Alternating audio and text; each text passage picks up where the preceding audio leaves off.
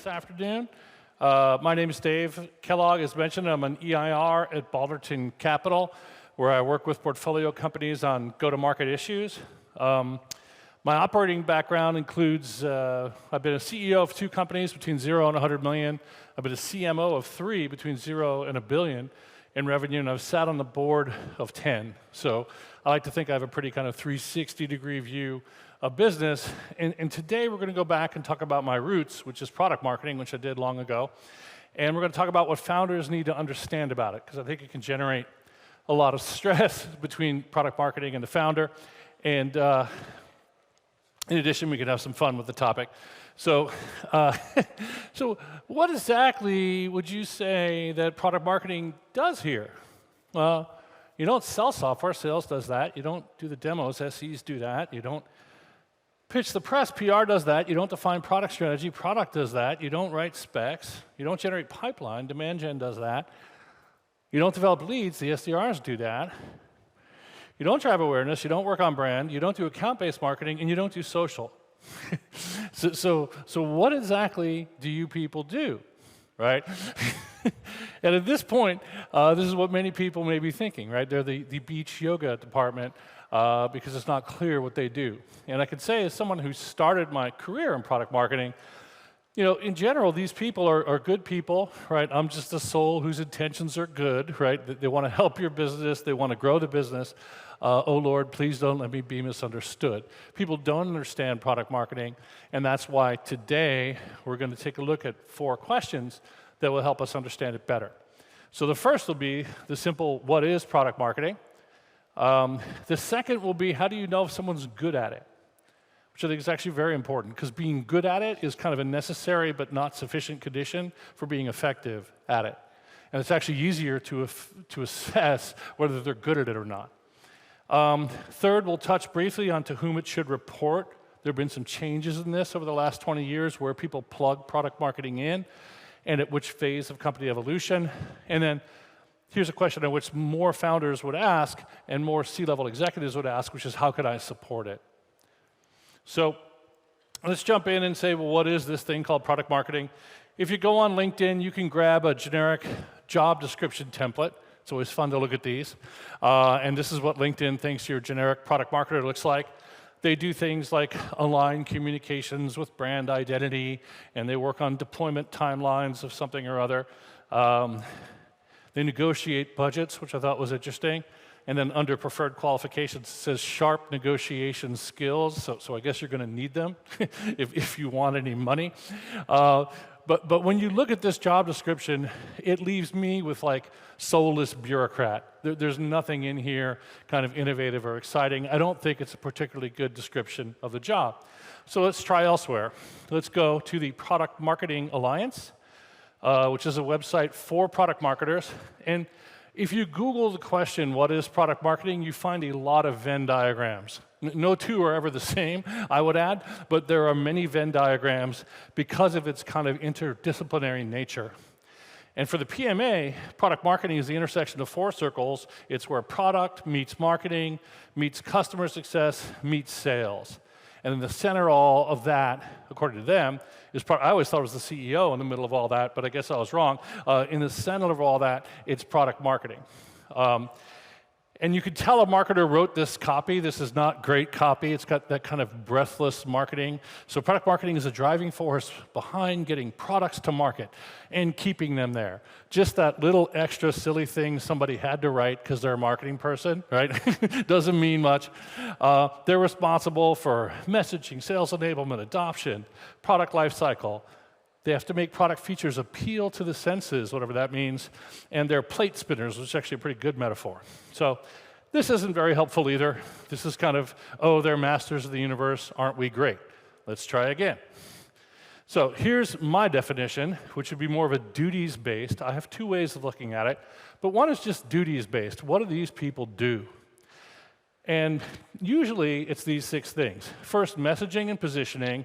And to me, that's a 2-layer problem. You kind of design the blueprint, the core messaging, and then you express it through a number of different media, through collateral, web content, presentations, demos, videos, right? But it's very important that if you have product marketing, that you ask them about that blueprint Because if you don't have one, none of those media are going to say the same thing.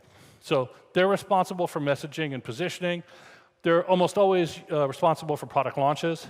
Often and increasingly, they run analyst relations. And if they don't, that's run by communications, but with strong support from product marketing.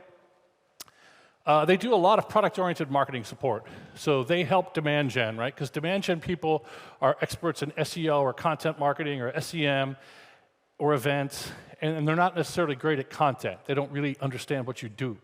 So to help them, you have a product marketer. They also, in smaller companies, will do sales training. In bigger companies, they'll be part of sales training. And in some companies, pricing and packaging is done by product. In some, it's done by product marketing. So this is kind of the duties-based view of what they are. But my preferred definition, and as somebody who's designed a lot of organizations, I love to use what I call an expertise-based definition. Like, I want everyone in my company to be an expert in something. So the question is, what are you people experts in, right? And you're not experts in how the product works, right? That's got to be product or engineering. It's nice if you know something about that. It helps if you want to market it. But you're not the expert of that. There are other people who I expect to know more about that than you. So you're not the experts in what the product does or how it works. And sometimes product marketers themselves get confused about this. You are experts in how customers use the product, the problem it solves for them, and the value they get, right? So for a car, I'm not an expert on how it's built on the inside. I'm an expert on what people do with it when they buy it. They drive to work, they shuttle the kids to soccer games, et cetera, right? And the value that doing that provides for them. It's a very important distinction, and a lot of product marketers themselves get confused. So I want them to be experts in how customers use the product and the value they get. No one in the company should know more about that than them. And finally, there's one other thing they're responsible for, which is explaining what makes the product different, which immediately begs the question, different from what? And I'm going to try and save you a lot of time. This is a bit of an aside, but it's worth it, because a lot of startups, when you say, what are you different from? Or why are you different? What's your unique selling proposition? It's very hard to answer that question without saying from what, because my competition varies at what I'll call ring zero, right? A startup down the street selling the exact same thing I do, to, on the other end, ignorance and apathy, people who are not in the category, who have never purchased. And then over here, I probably have, SAP or Oracle or Microsoft, some mega vendor offers us a partial solution, right? So it's very hard to come up with one statement that answers all those questions. So I always encourage people to use this rings of competition model, which I learned long ago. And it basically says, if you sell butter, you have ring zero competitors, which are other people that sell butter. And you need to explain why your butter is better than their butter. And then at ring one, you have margarine. So it's an indirect substitute. Many use cases, butter and margarine can be used the same. People don't put margarine on popcorn, but we both might saute mushrooms using butter or margarine. Next level out, olive oil, a more indirect substitute. I don't think people put olive oil on popcorn either, but they certainly cook with it, right? So it can be a substitute. Next level out, cooking spray. Right? And I think it really helps. What most startups need is an answer at two of these rings. One, if they have direct competition, they need the butter message. Why am I better than the other startups? But they probably also need a ring three message about why you're better than kind of the alternative status quo.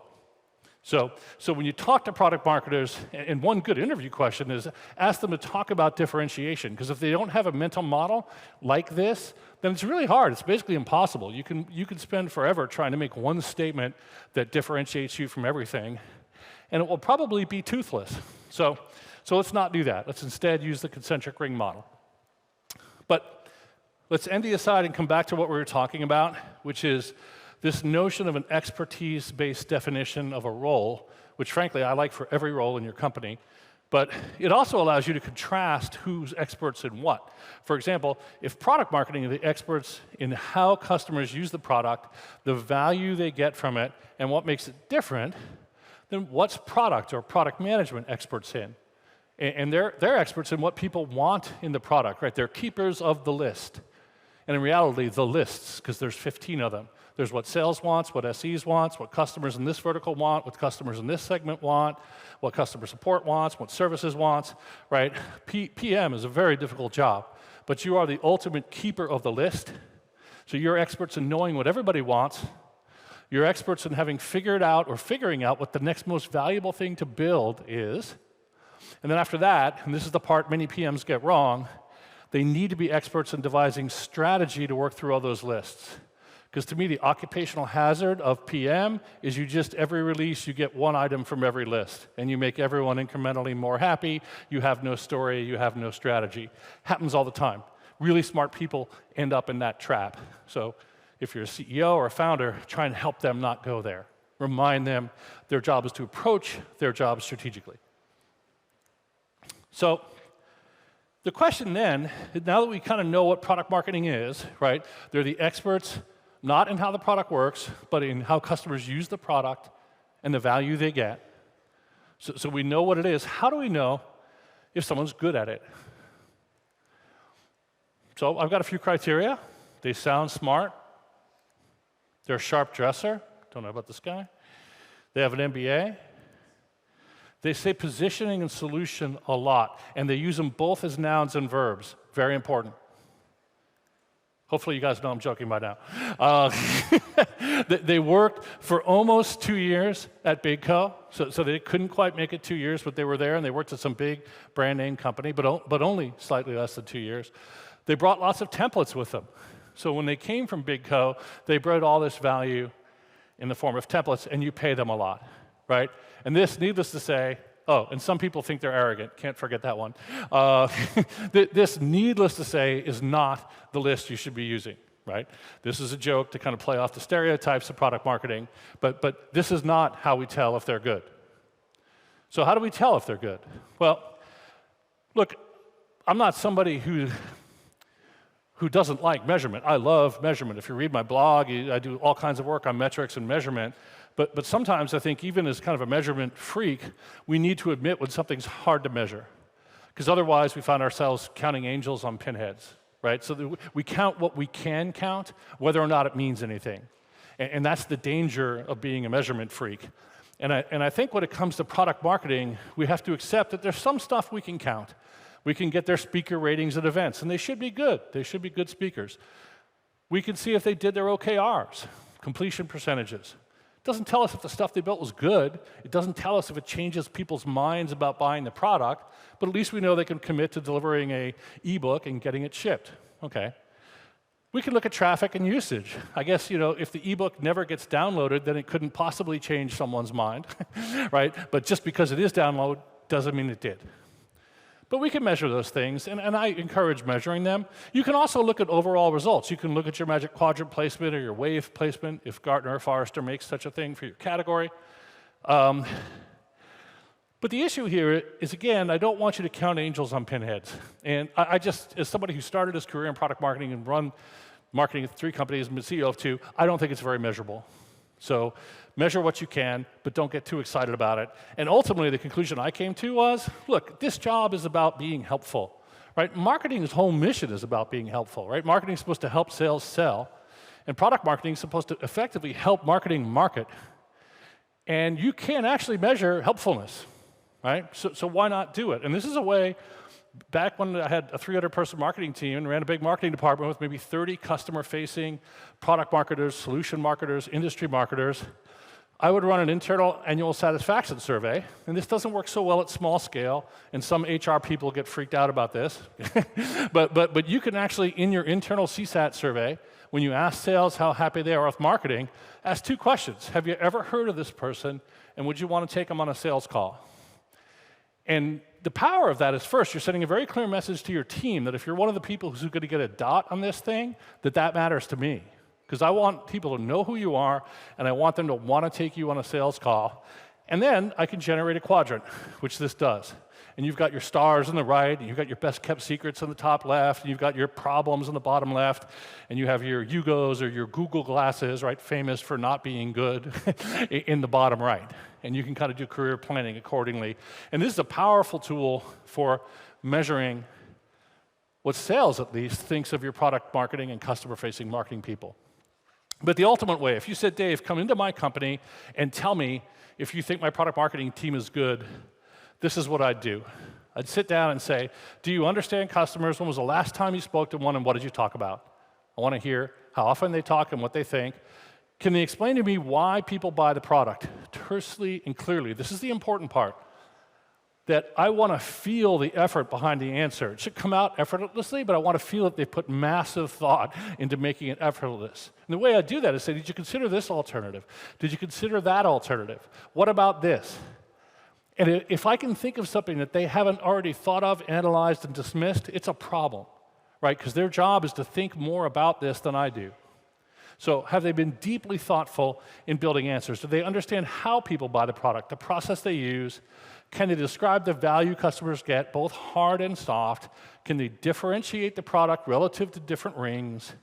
Are they in touch with sales? Are they on Gong or Chorus or Jiminy listening to calls? Do they go on calls with salespeople? And what do they take from them? What should we do differently? Right? And can they write good copy? And we could do a whole talk on this, but that's an excellent post I've linked to down there. I will post the slides to my blog later. And that post gives you David Ogilvy, an old advertising guy, his 9 rules for good copy. And it's worth reading. So if you think you're not qualified to answer that question, go look at the Ogilvy post, and you're going to very quickly say, oh, I've got kind of a standard I can hold our marketing communications to. So the last topic I want to talk about in depth is to whom should it report? And the default has historically been marketing. But this really depends on your type of CMO. It works best when you have a product marketing-oriented CMO, as you might in a company that's creating a new category. It can also work with a demand gen-oriented CMO, but only if he or she doesn't abdicate their duties in product marketing. Because I've seen many cases where you get what I call a pass-through manager, where you've got a demand gen-oriented CMO who doesn't care about product marketing, doesn't come to the positioning meetings, doesn't come to the messaging meetings, in which case, why do they work for them? So it can work, but everybody has to play ball. Product, this works when you have a demand gen-oriented CMO and a marketing-oriented product leader, right? You need both. You need a product person to actually care about messaging and communications, and you need marketing not to get upset that it's outside marketing. This works well in multi-product companies. For example, I would say that Salesforce did this. We had a roughly 6-to-1 ratio of PMs to PMMs, and the PMs did a lot of what I would traditionally call product marketing work, even though their actual title was product manager. The last option, which is underutilized, is to the CEO. And I actually think this should be the default when you have kind of a demand gen-oriented head of marketing and a really hard-to-explain category. Like if you have to spend a lot of energy making people understand what you do, where you fit in a complex landscape, and why they should buy one of yours, then maybe you should have product marketing work directly for you and just take the demand gen person out of the loop. It cuts out this kind of non-value-added middle layer. So very last question is just how can you support product marketing? I don't think it's something people think enough about, which is this is a hard job. How can I help them do it? There's 4 ways. 1, spend working group time with them, sleeves up. You're not judging their work. You're not receiving a presentation. You are sleeves up in a room with them, helping them say, what are our top 3 differentiators or our top 3 benefits? 2nd, provide a steady hand on the tiller when sales freaks out because they lose a deal. You have to say, why should we change the messaging again? Because if we're constantly changing the messaging, it just generates confusion. So I need good reasons to change things. Provide money and time, your time, for analyst relations. If you sell to IT, analyst relations matters, a lot, and you should give your time. Analysts can tell when they're talking to a product manager or a product marketing manager versus a founder or CEO. And they definitely appreciate it when you show them respect and give them your time. And then finally, don't ask for miracles. Sometimes we shoot the messenger and the actual problem is lack of product market fit or company strategy. And sometimes the product marketing person may have to tell you that. So let's summarize this quick romp. Look, product marketing is hard to quantify. In reality, the job is to help others, help demand gen build pipe, help sales sell and scale, help the firm build relations with analysts. It takes a rare but testable set of skills, hire strong people and support them, and ultimately, in my opinion, you end up with the product marketing team that you deserve based on how you do the prior points. So again, I'll post the slides to the blog later today. Thank you so much for coming. Hope you enjoyed it. Take care.